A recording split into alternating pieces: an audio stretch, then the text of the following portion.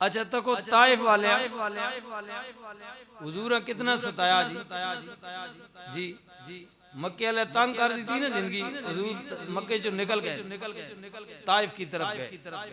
फिर ताइफ वाले भी हुजूर को अच्छा सलूक नहीं किया।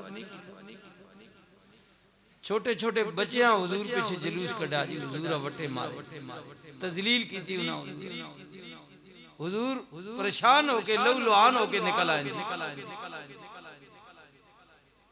और फिर आलम ये हुआ कि वापसी पर हुजूर इस मामले को सामने रखते हुए मक्के में भी दाखिल नहीं होते हैं। मक्के के करीब आ जाते हैं मस्जिद जिन शरीफ।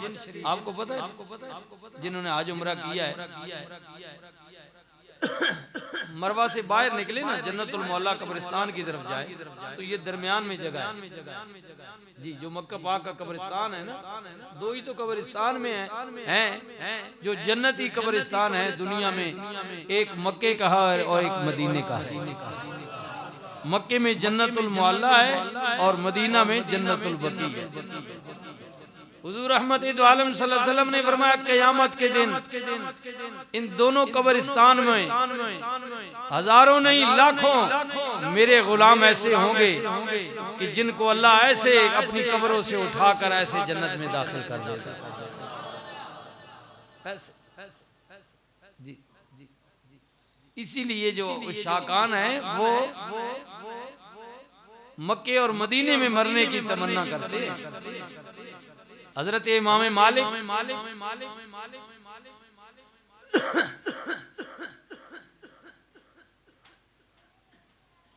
रहमतुल्लाह ताला अलैह सारी जिंदगी हुजूर ने हदीस पढ़ाई और मक्के मदीना पाक जो नहीं निकले जी। किसी आख्या बाहर निकलो अल्लाह ने जमीन बड़ी वसी है दुनिया जहान वेखो फरमाने मां पता दिल भी करना लेकिन मौत क्योंकि उस दसी नहीं आए दसास आसी इन्हें दसे केड़े वेले और किथे आसी इस डरे ना बाहर मदीने तो दूर ना मैं ना कि किधरे मर ना वंजा दिल करना मरा ते मदीने विच मरा। हसरत तमन्ना देखो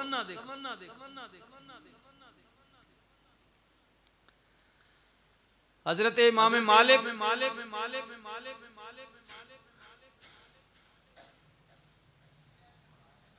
सच्चे आशिकों में लोग थे। हक की खातिर हाकिम वक्त से खलीफे वक्त से टक्कर हो गई हजरत इमाम मालिक जी। उस जमाने खलीफे वक्त ने हाकिम वक्त ने हजरत इमाम मालिक को मदीने में ऊंट पर बिठाकर कमीज उतार कर हजारों कोड़े मरवाए आपको इस बात पर कि आप हक का साथ छोड़ दें जी। और तारीख विचाना कि जिस वक्त इमाम कोड़े मारे जा रहे सन कमीज उतरी हुई थी तहमत बंद चादर तहमत बंद बंधा हुआ था तो कोड़े इतने लगे इनके तहमत बंद खुल गया। जब वह खुला तो फिर हजरत इमाम मालिक ने अपने मालिक की तरफ देखकर कहा कि मालिका तेरे दीन वास्ते तेरे नाम वास्ते कोड़े पे खाना हो लोगों ने सामने मां नंगा तो न करना क्योंकि हाथ बंधे हुए थे। बादशाह ने हाथ बंधे हुए थे कोड़े मारे जा रहे थे क्योंकि खुद तो तहमत को संभाल नहीं सकते थे। कोड़े मारने की वजह से जब खुल गया ना नंगे होने लगे तो मालिक उन्हें नंगा तो न कर लोगों ने सब तारीख में आता है कि ऐसे गैब से सोने का हाथ आया और हजरत इमाम मालिक की तहमत को उसने बांध दिया जी। फिर बादशाह वक्त ने जेल में भेज दिया आपको। जेल में जब गए ना तो जेल में जब इंटर होती है ना कैदियों को ये पुराना सिलसिला बना होता है तो एक जगह मखसूस होती है जहाँ कैदी को बिठाया जाता है फिर एंट्री होती है कौन आया है जो निकलने वाला लिखा जाता है। ये जेलों में होता है मैंने भी गया हूँ देखा है ऐसे वो दारा बोलते हैं या वो एक गोलदारा साहब दफ्तर एक मकाम बना होता है तो हजरत इमाम मालिक जिस वक्त जेल खड़े ने ना उसे बिठाए ने ते अंदरों दुनिया का नामी गिरामी एक डाकू इब्नुल हैसन वो बरी हो रहा था, निकल रहा था। तो इमाम मालिक ने उसे मुलाकात हो गई उसका जेल उस तक क्या हो सके दुनिया ना मने तरमने मुत्तकी परहेजगार इमाम है ते ये जेल विच खैर दईए ना ओ मैं ते डाके मारना, चोरियां करना, वारदाता पाना, जुल्म करना, मेरे ते गारे आना जाना रहना, तू किधर तेना के मौलवियां ने के काम जेल विच। आखो सुभान अल्लाह। अजूबा होना ना तुम्हारे वास्ते यार, मौलवियां ने एक काम है।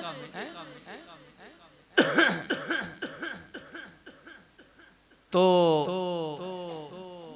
उस इब्नुल हैसन इमाम मालिक का क्या होगा भाई, तू यार इतना नेक पाक बंदा तो तेरे के काम में जेल है।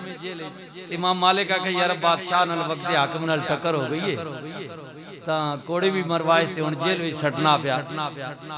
ते वो अगों डाकू आखना के गल सुन अइए आखते आखे जी आखते। फरमाया कितने कोड़े खादे नहीं? आखे इतने।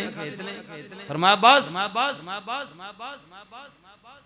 मैं इस वक्त तक 70,000 कोड़ा खा चुका हूं। डाकू आखना कितना कोड़ा? 70,000 कोड़ा खा चुका हूं। जिंदगी कई डाके मारे ते कत्लो गारत की थी, बदयांतियां की थी। हुकूमत जेल सट के नहीं रहा हो के फिर बहना, फिर बार बार दाता बना, फिर जेल आवेना, फिर निकल बहना। 70,000 खा दें ते इमाम मालिक कदी हक में ना तो फिर कम अज कम मिनट तो ज्यादा नहीं तो 70,000 कोड़े खाई, लेकिन हक तो हटी नहीं। अगर मैं चोरियां चकारियां जितना खा चुका तो तू हक दे तेरा भी हक बनना ना कि कम से कम इतने कोड़े तो खाए ना मेरे बराबर। इतने कोड़े तो तुझे खाने चाहिए।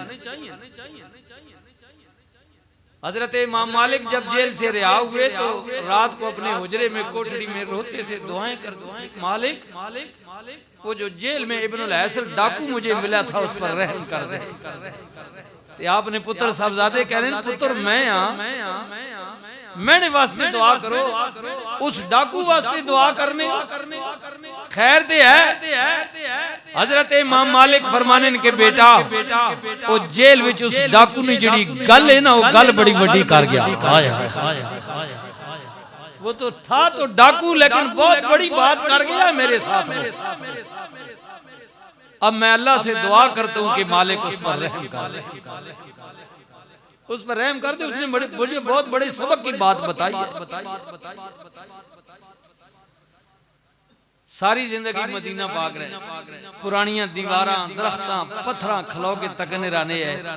ते किसी आख्या मालिक बड़ी देर हो गई यार खलो तो मैं इस कदम पे तकना खैर तइए। फरमाया मैंने हुजूर का जमाना तो नहीं देखा, लेकिन मदीने की इस पुरानी दीवार को इसलिए देख रहा हूं कि मुमकिन है किसी वक्त मेरे आका यहाँ से गुजरे होंगे, इस पत्थर ने मेरे नबी को देखा होगा और मेरे नबी ने इस पत्थर को देखा होगा। चलो ना सही है, मैं वो पत्थर तो देख रहा हूँ मेरे नबी को देखा। जिन्ना अखी दिल बर तकिया,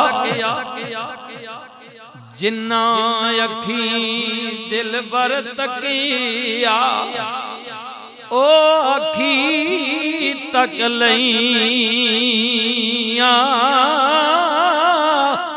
तू मिलियो ते साजन मिलिया हुण आसा लग पईया उठ दिला चल ढूंढण चलिए ओ घर बैठिया सजन नहीं मिलदे बिन तकलीफों ओ नहीं मिलदे जेड़े होंदे महरम दिलां दे।